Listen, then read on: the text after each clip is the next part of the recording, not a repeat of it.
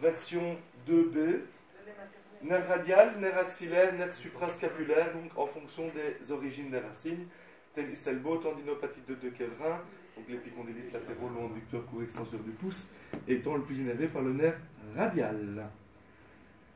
Le patient est toujours couché sur le dos, on vient toujours avec cette technique en fente avant, ok. Le bras latéral externe vient au niveau du poignet et l'autre au niveau du coude comme tout à l'heure. Il y a 4 stades, tout dépend en fait de la position de départ.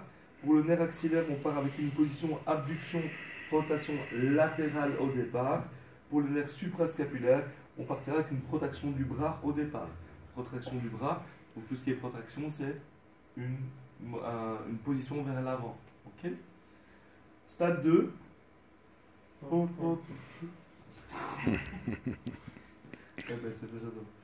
L'ostéopathe applique une rotation médiale du membre supérieur avec un mouvement de, forcément comme tout à l'heure, la rotation médiale accompagnée de la supination. Latéral, bien sûr. Bien sûr. Pardon? Externe, accompagnée de la supination. J'ai dit médial? Ouais. C'est ce que je disais.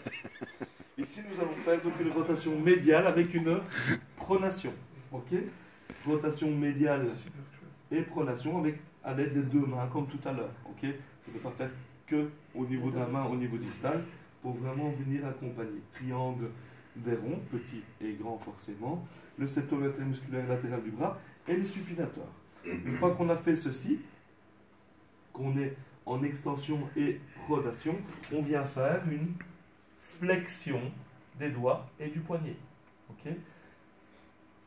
Pour le premier et le deuxième radial, et une flexion du pouce pour MCPA. Ok? Une fois qu'on a fait ça, on vient faire une inclinaison cubitale. Ok? Cubitus, c'est du côté du petit doigt. Ok? Donc on va faire une petite inclinaison cubitale pour mettre en tension au niveau de MCP1 et la tête radiale. Ok? Stade 4, flexion des doigts à l'aide de la main gauche tout en maintenant l'extension du coude avec sa cuisse. C'est la cuisse qui permet de maintenir l'extension au niveau du coude. Et donc, généralement, c'est assez sensible. On peut éventuellement venir accompagner ceci. Voilà, c'est parce que je l'amène. Okay. Je pense que vous avez compris le principe de la technique, c'est de venir mettre en tension tout ce qui est extenseur au niveau de l'avant-bras et protraction au niveau de l'épaule. Ok?